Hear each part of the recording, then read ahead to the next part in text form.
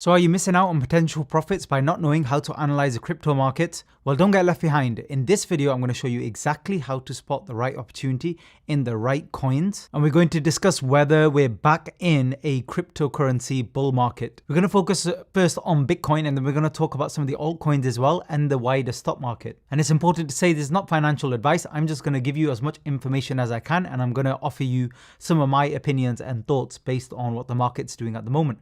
A couple of things to note. First up, how does the market behave at this time of year in cryptocurrencies? Well, it can be varied, but if we look back at the last few years, you can see that generally you can get periods where you get a small pump or a small rally. The much larger move was back in 2021, so a couple of years ago. But even if you look back last few years, you can see this has been the case. Even back in 2018, we got a bit of a pump. Let's zoom into that. So even after the top that we got in December 2017 for Bitcoin, look at this rally. This happened to be a bear market rally, but this that began in February pretty much was a 100% move. So the value of Bitcoin doubled in the space of just 3 or 4 weeks. So that's my first point. January and February tend to be good months. Next, let's discuss bear market rallies. Even in the previous cycle, we saw rallies of anything from 50%. I showed you another move which was 100%. This move in April was 50%. Another move here of 50% again in Bitcoin. And the rally we actually saw from the end of December 2018 in Bitcoin to the high was actually 350% before it went back to the COVID lows. And remember, this is all in the context of an ongoing bear market. Even in the current bear market, we saw a move of nearly 50%. This was January to March last year. Another move here from the June lows, which was nearly 50%, about 44% or so. How much have we moved so far? Let's zoom in. So far off the lows, we're up a maximum of about 37%. So still shy of what you might see in a bear market rally for Bitcoin. So this is the next point to make. In bear markets, we get significant rallies. Now, just because it's a bear market, does this mean you can't trade cryptocurrency? Not at all.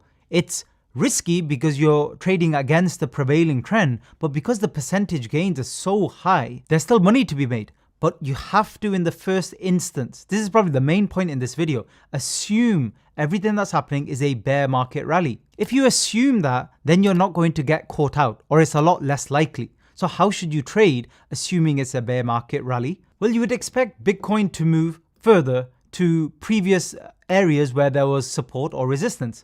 An important one here is 25,000. Will we get there? Who knows? Nobody can predict accurately what's going to happen with cryptocurrency. But you can assume that off the lows that we saw here, there's potential to move there. So that's about a 60% gain. And then we have further levels up above. And remember, even during bear markets, you expect to see significant rallies because even if the prevailing trend is down, you expect to see corrections upwards. But the difference here is because we're assuming it's a bear market rally, we're all assuming this. This is the best way to go. You have to watch the market very, very carefully for signs of a sudden pivot or change, which you have to worry about less in a bull market because you can get down days in cryptocurrency. I'm sure you guys have seen in 2022, which can be very significant. So it could literally wipe out a whole week of gains in just a period of a day. So you have to keep your eye out for that. So the reason I've been trading this move is I'm not interested in getting 100% of this move. I'm interested in getting 50 to 80% of the move, selling for profits and sitting on the sidelines again. That's the way you have to do it. Now, if you're in profit, you can let the profit ride. But as soon as you're seeing signs that this, very likely was a bear market rally, then you just pull. You pull out of the market. But you don't want to miss out on this either. So let me show you an example. Decentraland here, Mana USD. How much has it moved so far off the bottom? Can you hear people saying, stay out, it's a bear market? Yes, you can stay out. But if you manage your risk well, you can still be involved. Like off the bottom here, to the peak so far, it's up 124%. That's significant. That's more than double your money, even if you got in a little bit later during the trend. So that's my next point. There's still money to be made, even in a bear market. And the other thing I would say about this move is it looks quite impulsive. So when you see previous moves upwards, you can see, even on this same chart here, that this move, for example, off the lows would look very corrective, very, very sideways. This move, same, very corrective, very sideways. This was a little bit stronger, but probably this was because it was so oversold that it got this kind of V-shaped move upwards, which many people assumed was the resumption of the bull market. Now, even if you traded this, by the way, and you got in, and it didn't happen to be the bull market, you could still have probably got out for break even or a small profit anyway. Now this does appear to be impulsive. That's something to be aware of. So it's the structure that's forming here.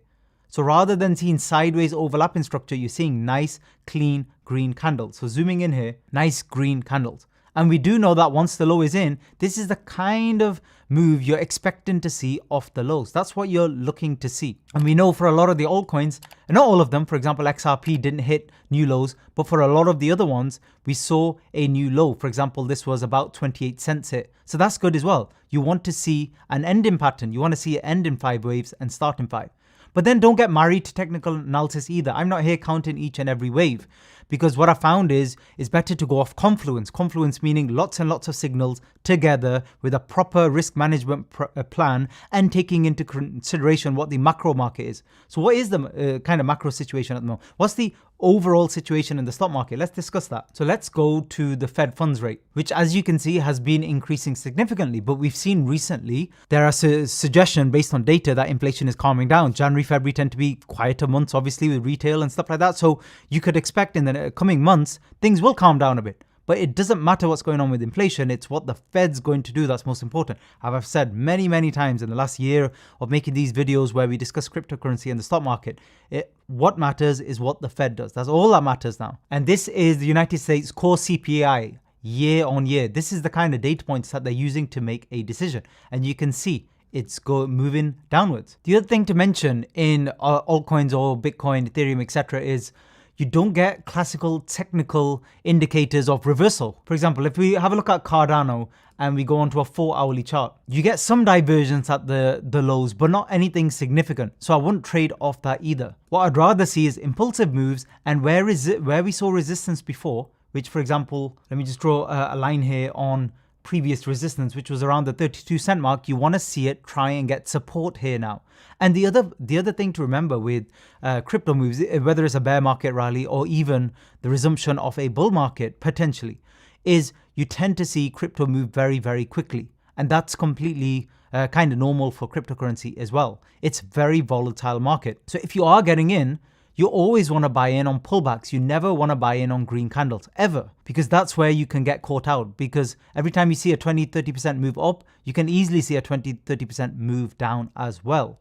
So you want to manage your risk there too. Another way you can play this, if you're worried about FOMO, what I've done in the past is when I'm getting into coins and let's say one of them's moved already and it's moved a little bit too far, like Solana, I'm in Solana, but let's say I wasn't and it's moved too far. I would ignore that and I'll try and find the other coins that are trailing somewhat and haven't really moved, because the cryptocurrency market, it kind of all moves in a proper bear market rally or bull market. They kind of all move, some more than others, obviously. So you can kind of cherry pick. But if you go for some of the ones that are lagging a little bit, that sometimes helps. For example, SAND USD, it's lagging a little bit compared to the moves from Mana USD. So this would make more sense. Also, you can't completely ignore fundamentals as well. There are still fundamentals at work. Although in my opinion, the environment, the actual wider market is much more important than individual dynamics. But Avalanche, for example, you can see here they signed a deal with AWS, with Amazon, to scale blockchain solutions. Now this is important. This was mentioned a couple of days ago.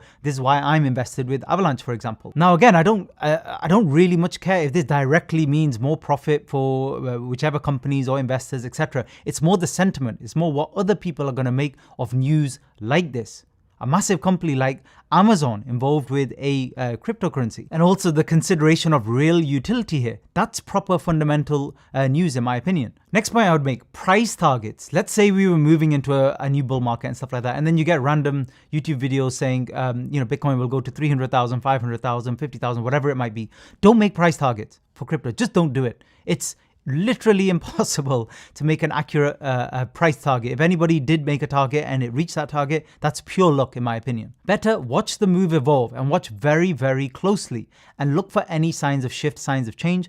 See what words are coming out of the Fed. See what's going on with the NASDAQ and stocks, for example, like Tesla, which very closely correlate Bitcoin, funnily enough. So you can see the NASDAQ, for example, it has rallied somewhat. The exact amount is nothing significant, around 8%. But you'll want to watch and see if this actually turns into something bigger. So what's my opinion of the market? What do I think is going to happen? I'm going to leave you with a couple of points. So the first one, Let's have a look at SAND USD. The first point to make is, let's say this is an ongoing bear market which will last another 6 months to a year. Notice that for a while now, we've not had any significant correction in the bear market. We had a couple of big moves. This was way back in December 2021 and a little bit in January last year, but nothing significant.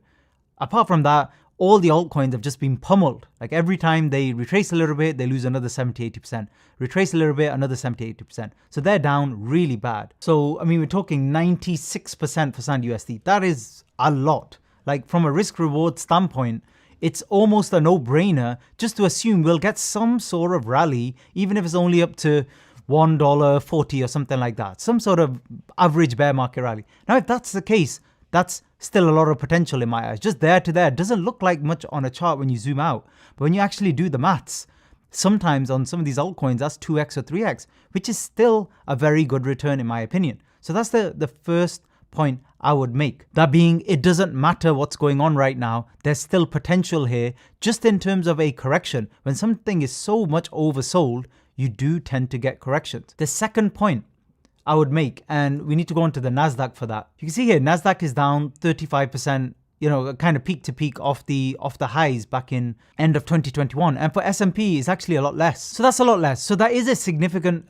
correction. And if you look back at the March 2020 move, that was 36%. So it's even higher. But if we compare back to, let's say, 2008, 2009, that was more like nearly 60%. So my point is, potentially what happens here is with the increase in interest rates, there's a lag effect. So some of that hasn't filtered down through companies who are now making cuts, for example, towards staff, etc., keeping an eye on their revenue, profit margins, all of that stuff, not really doing a lot of stock buybacks, etc. So potentially we could still see a turnaround. We could see a short rally again and then a turnaround in 2, 3, 4 months time when it's very clear that inflation has now started to take a grip and the recession is a lot worse than people feared. And remember, the stock market kind of points forward. So if it's going to be a rough couple of years, you're going to see that correction likely in the first or early second quarter of this year.